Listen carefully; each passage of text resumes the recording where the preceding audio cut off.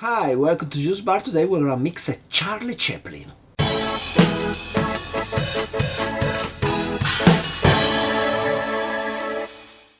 So the Charlie Chaplin is a pre-prohibition cocktail created before the 1920s at the Old Wolford Astoria, New York.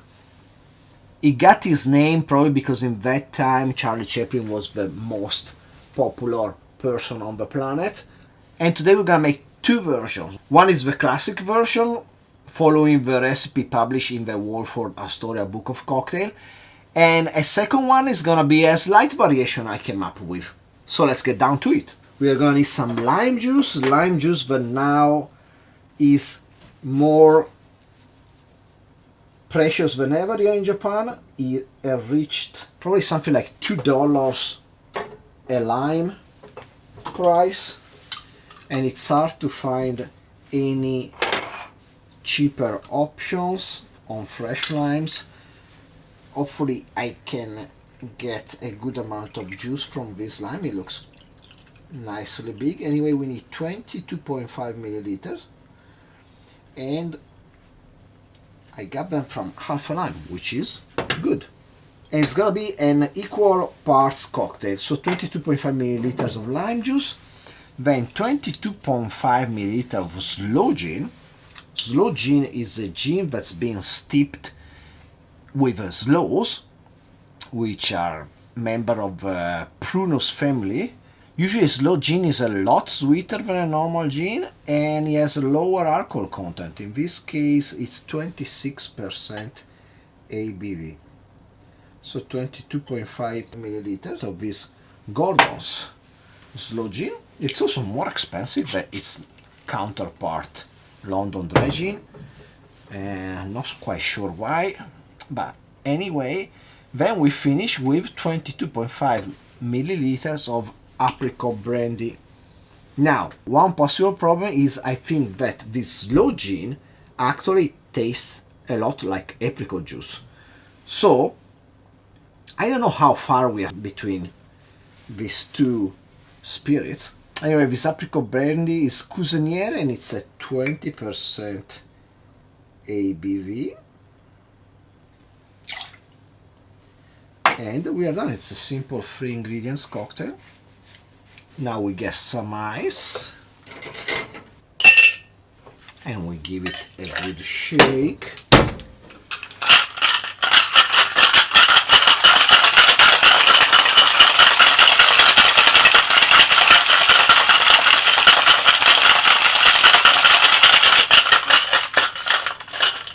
Then we double strain in a small cocktail glass because I don't think we have that much liquid.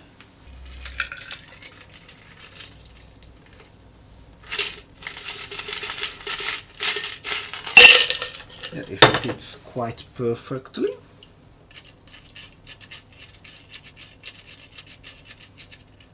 For decoration we could go with more apricot, but I don't have a dried apricot at hand. Maybe some other dried fruits you could use. Anyway, this is done. Classic Charlie Chaplin. Cheers.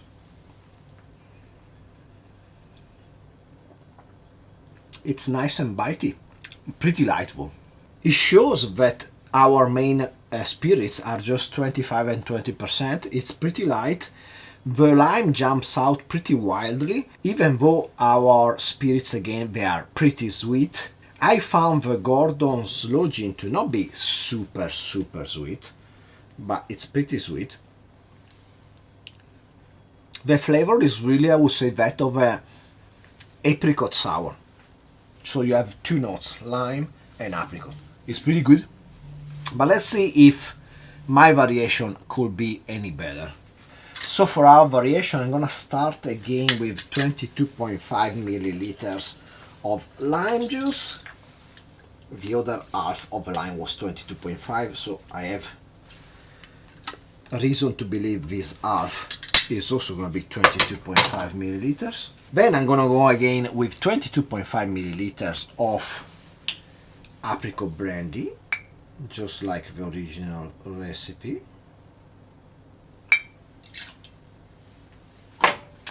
But then I'm gonna substitute the sloe gin for 15 milliliters of autumn gin. I'm using these ginks, which I found yesterday to be slightly more bitey and citrusy than my other autumn gin, which is the Cotswolds. And I'm thinking maybe it's gonna work better in this context. So autumn gin, of course, is a gin that's not as dry as a dry gin, because we wanna bring some sugar, not dryness. And then I'm gonna conclude with 15 milliliters of bargnolino. Bargnolino is a sloe liqueur made in the province of Piacenza in Italy. It's made from sloes, red wine from the region, which should be Gutturnio, and some added alcohol. That brings it to 40% ABV.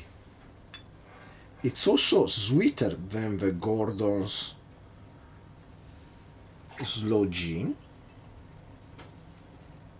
but adds less of an apricot flavor to me.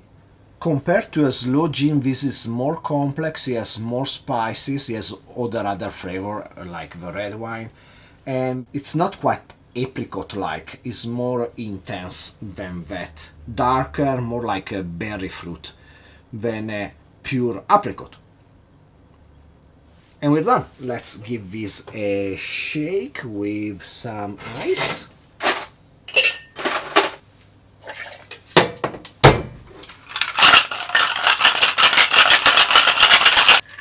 Let's double strain in our slightly larger coupe.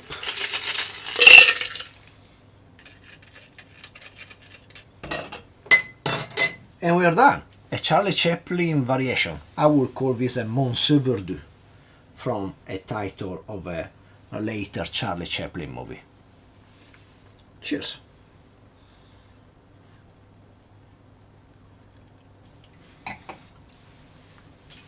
Really close. I like the balance of this version a bit better because it adds a touch more complexity to the apricot and lime paradigm of the plain Charlie Chaplin. The bargnolino brings just a bit of a different flavor. Instead of apricot gin, lime, we have apricot and spices plus gin and lime. Also, the gin and the bargnolino brings up the alcoholic content, and I think that helps a bit more. The nose is less pronounced of apricots and overall more complex. It also covers a bit more the acidity and sourness of the lime. I really think the Gordon's gin and the apricot brandy are too close to each other to really give birth to a more complex palate. And so the normal Charlie Chaplin is really a apricot sour, while this variation has a bit more complexity and I like it better. Anyway, I hope you enjoyed the video. Please like, subscribe, comment down below, share with anybody you like, you don't like, shake yourself a drink, but in the end do whatever you want, and hopefully I will see you next time. Cheers.